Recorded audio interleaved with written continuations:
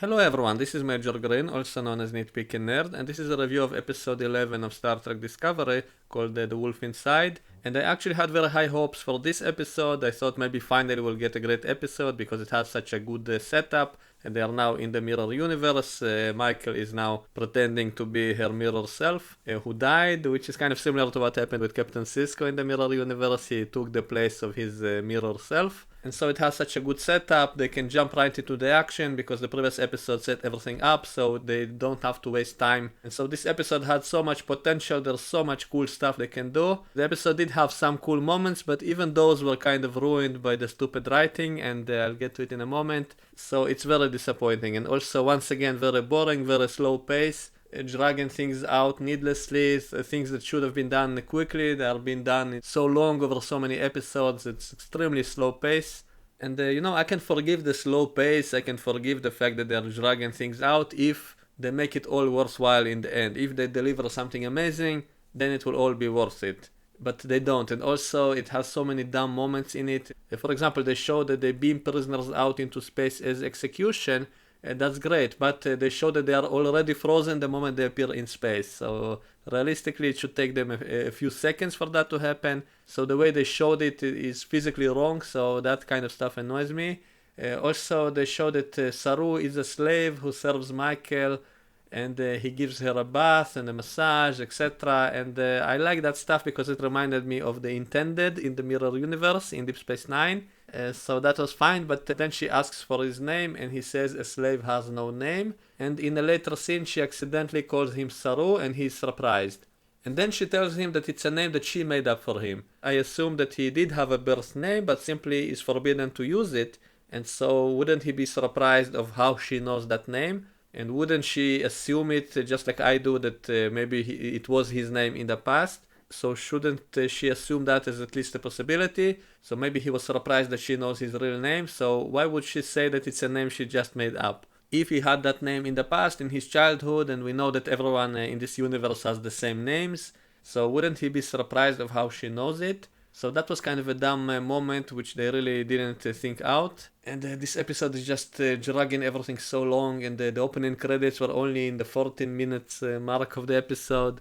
So Michael is ordered to destroy a planet of rebels, but she disobeys the orders of the Emperor, and instead she goes down. She says to the crew that it's in order to get intel from the rebels. But in reality, it's because she wants to spare their life, she wants to give them the chance to survive, and also she wants to ask their Klingon leader of how he managed to achieve peace between all those species. And that leader turns out to be Vok. So there was a cool moment of Ash meeting Vok and fighting him, so that was neat, I guess, even though it didn't really go anywhere, so it was totally kind of pointless. And they show some Andorians who look very much like the ones in the original series, so I like that. And they looked like that, but also their antennas were moving, so like those ones in Enterprise. So it shows that here they can do the alien from the original series without changing him and still having him look cool. And they also show some Tellarites. They did look a little bit different, but they're close enough to the original. And only the Klingons are different. And now that I think about it, I realize that the only reason they actually did that was simply to hide Ash Tyler's identity as Vok. Because if it was the regular old Klingon makeup, then he would be very recognizable. But because they invented this new kind of heavy makeup, then no one could tell who that is under the makeup. And I think it's pretty much obvious in this episode that it is indeed the same actor who played Vok, the original Vok. That's the same guy as Tyler. When he speaks in Klingonese, he sounds exactly like him. So I guess that was the same actor all along. So I guess that's the only reason they actually made up this new makeup for the Klingons. So just for this reveal of Vok as Ash. And this whole reveal is being dragged out through so many episodes, it's getting really annoying. Like, how many times do we need to see that flashback of him tortured by the Klingons, which it turns out was the surgery? We saw that at least in five different episodes, I think. How much longer do we have to see those same flashbacks again and again? I mean, we get it already. Why do we need to see that so many times? So it really gets annoying. Like, I'm very tired of this slow revelation over multiple episodes. Come on. It would have been such a great twist if it came as one shocking surprise reveal, but it took so long and we had to see those flashbacks so many times over and over again that it's really getting extremely annoying. So finally he reveals it to Michael, and then he tries to kill her and is saved by Saru. And another thing that kind of annoyed me this episode, apparently anyone can just come in and out of her room on the ship with no problems. Like Saru can show up anytime he wants to, and other people come in and out, and that's the captain's quarters. So that was also a little bit dumb. And we have a fake death scene of Stamens. He dies, then he comes back to life using the magic spores, all that crap. I literally rolled my eyes in that scene. I phased out of that scene. And then Michael beamed Ash out into space. I also didn't buy him dying for 1 second because it was just after the reveal. So there's no way they will kill him off without doing anything with him after all of that. And how the hell did the Discovery beam him up exactly? I mean, the last we saw it, it was nowhere near Michael's ship. We saw Michael's ship warping away from the Discovery in the previous episode, and they never met anywhere again. So how exactly did they beam up Ash after she beamed him out? The Discoverer doesn't have a cloaking device, so how the hell was it able to get right next to that ship without anyone noticing? And they don't have long-range transporters either, so that can't be an explanation. So it's just very dumb writing, very stupid writing. Nothing makes sense if you really think about it. And then the Emperor shows up on her ship, and we all predicted who that would be because, it wasn't a hard guess because there are so few characters on the show. Who else could it have been? So it was very obvious that she will be the Emperor. And why do they even call her the Emperor and not the Empress? I know this show is kind of gender fluid, but still it's kind of strange. So anyway, didn't they say that the Emperor is a mysterious, faceless figure? So how come she shows her face to everyone? So that doesn't make sense either. And based on the preview for the next episode, it seems as if the palace that they were talking about will be on an actual ship and it will not be on a planet. And that would be disappointing because I was actually hoping to see planet Earth in this show, in the Mirror Universe. That's something we never saw, and that would be cool.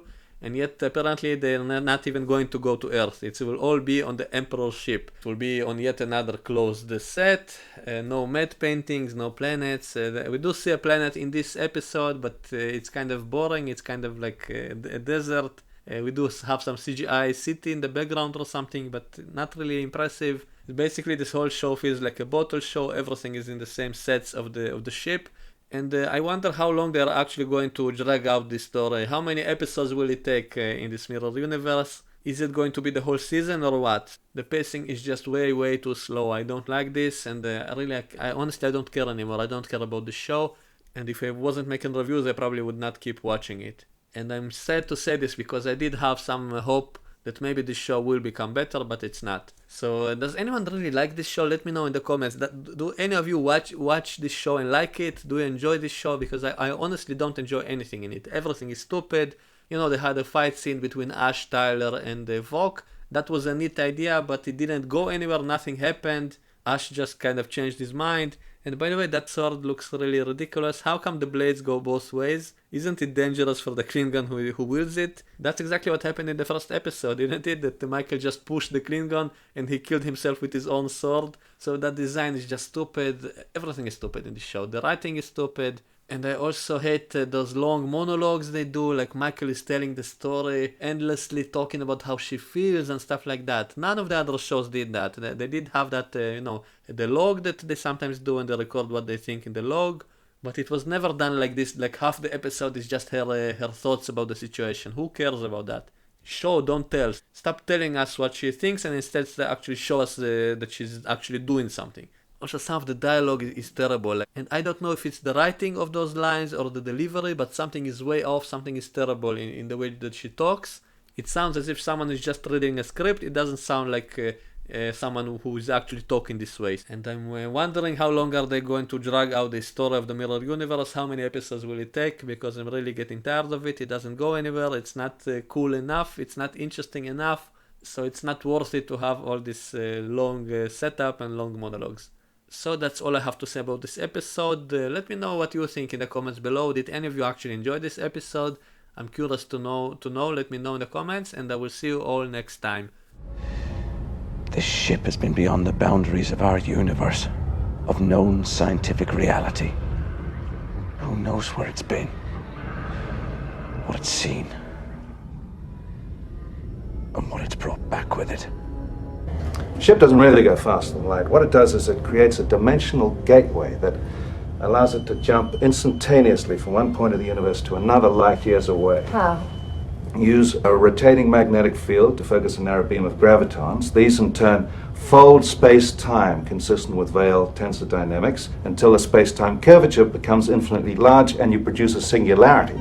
She tore a hole in our universe, a gateway to another dimension. A dimension of pure chaos. Pure evil.